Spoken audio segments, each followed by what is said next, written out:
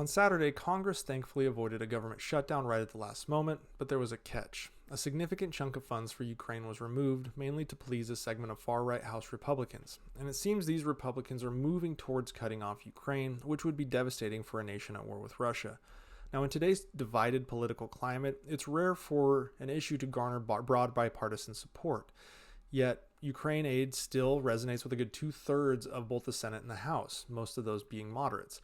However, it's concerning that last week more House Republicans voted against than for Ukrainian aid. This shift, which is backed by some recent polling data, signals a change in the Republican base and their support of Ukraine.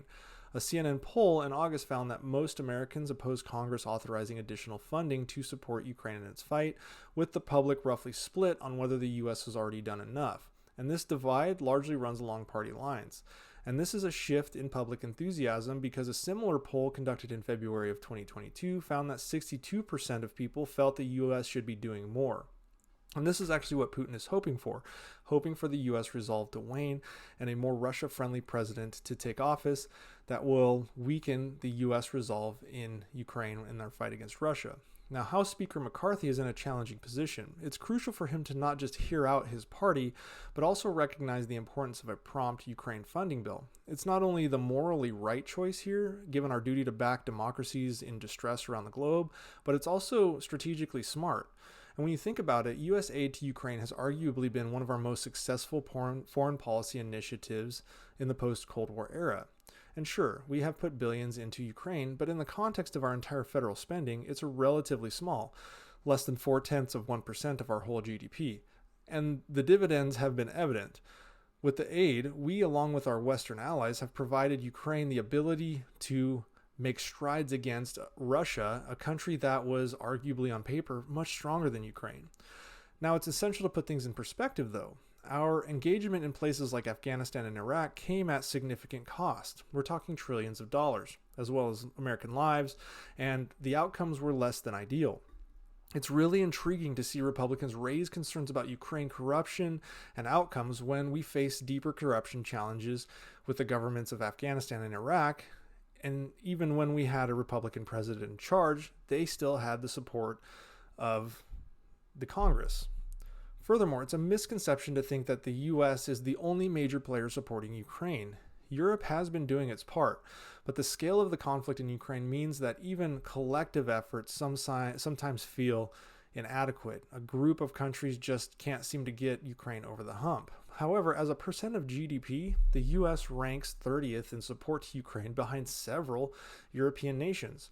And sure, we have a massive GDP, so we are the single largest donor, but other countries are doing more relative to what they have. For instance, Lithuania has committed 2% of its GDP, the US just 0.3%.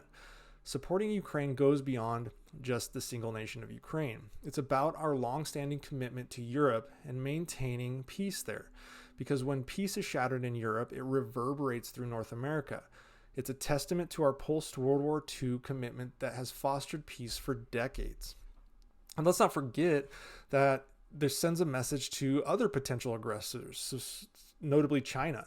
China is closely watching our commitment to international allies like Ukraine. Our stance sends a clear signal not only to Russia, but also to China about our resolve to back democracies that are under threat. And if we waver in our support for Ukraine, it might embolden China, especially considering tensions in places like Taiwan. Our steadfastness in Ukraine serves as a deterrent, reinforcing to other major powers that the U.S. stands firm with its allies and values. We cannot be seen as a superpower that never follows through and allows regional powers to sow instability, as we've seen in places like Armenia and now Serbia. Putin, Medvedev, Peskov, multiple members of the Duma, as well as the Russian media, have stated they would not stop in Ukraine. They want a resurgence of the Russian Empire, an empire that, with the help of Prussia, at one time erased Poland from the map for 123 years, while also owning Finland and Alaska. And I showed you a Russian billboard a few months ago that had a picture of Alaska as Russian territory.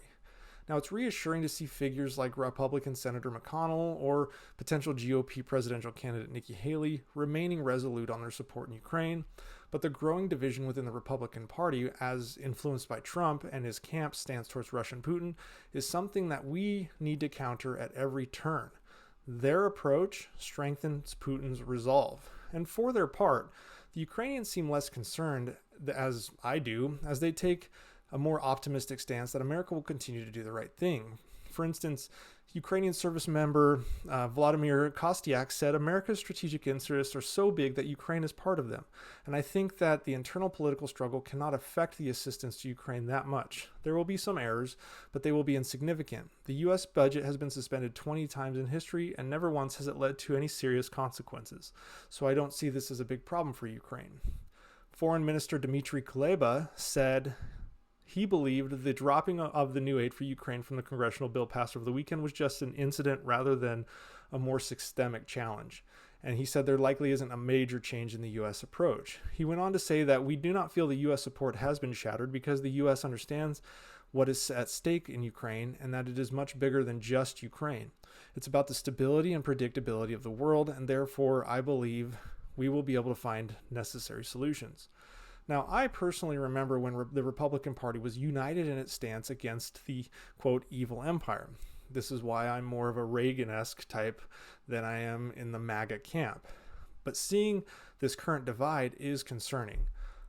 I'm optimistic that we can get back on track in assisting those democracies across the world in their fights against authoritarianism. But many in Congress across the spectrum understand the value of supporting Ukraine. But I hope that McCarthy and his team can counter what is happening on the far right, and we can continue to support Ukraine.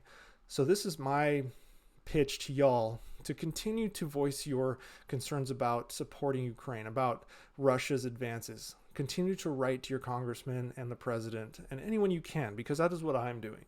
And I've actually received response back from President Biden, as well as 3 of my four members of Congress here in Idaho. So I just want to say that it seems like the support across the United States is waning against Ukraine, and this is the worst time to have that happen.